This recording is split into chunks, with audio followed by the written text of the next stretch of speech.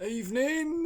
It's day 8 of going sober for October, and today I thought I'd bring back one of my old tricks, one of my famous tricks that I learnt off a good friend of mine, a survival friend of mine. Now this, believe it or not, that is seawater. All right, that I've filtered through some like fish nets that I found down at the seafront. And basically what you do, you get a glass of water, all right, and you get a little funnel, and you sort of drip it through, like for about 24 to 48 hours, and eventually you're left with an almost,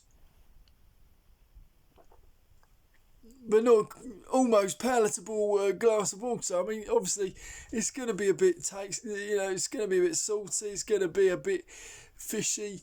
But this takes me back to this time. Actually, the time where I learned how to do this. It was a time where I was shipwrecked off the coast of Australia. During the time we were doing a round the world competition to raise money for orphaned caterpillars, and we were in a catamaran. That was the first mistake. It was choppy. It was choppy, and it was just me and Bear Grylls who made it to this island alive. The rest of the crew perished. Oh, tragic.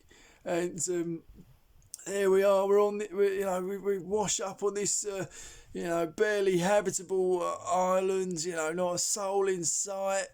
And but fortunately, Bear Grylls, he's got a bit of experience. He says, right, first things first, we've got to find the most endangered crocodile here and kill it and eat it. And I'm like, right, well, I mean, Bear, does it have to be the most endangered one? Like, because we could start by eating some moss, seaweed. There's a bit of seaweed we could eat, and he's like, no, it's got to be the most endangered crocodile we can find. And I'm, oh, right, okay, well, you do that, and I'll start making a fire. I turn around, he's already made the fire. He's made a fire. He's made a hut. He's made a barbecue and a little bar area. He works quick. You give that man a tree, and he will fashion you a house in seconds. I couldn't believe the speed that man works with. Turn around again, he's got an endangered crocodile around his shoulders. All right, he's chopped his block off, and I can't.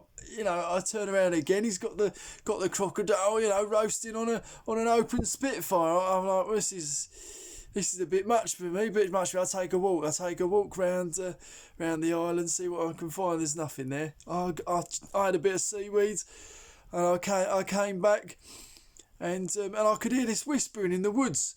Right, so I see the crocodiles there roasting away, and I hear this whispering in the woods, and I walk through the woods into an open glade, and there's Bear Grylls. Believe it or not, he's got his camera crew there. He's talking to the camera. Right, he turns to me and he's like, "Oh, Derek, I didn't expect you to walk in on me like this." I'm like, "Am I on one of your reality shows, Bear?" And he's like, "Yeah, afraid so, mate. Yeah." And I'm like, "What about all the crew that perished at sea?" He's like, "Oh no, they really did die. Yeah. It'll make great TV though." So if you got a moment, head on over to the Sober for October page, and chip in a fiver, tenner, anything that you can spare, that'll do. Give some money to a good cause. And when the time's right, come and visit my wildlife sanctuary and butterfly enclosure. We haven't got any endangered crocodiles there, I'm afraid. No, Bear Grylls killed them all.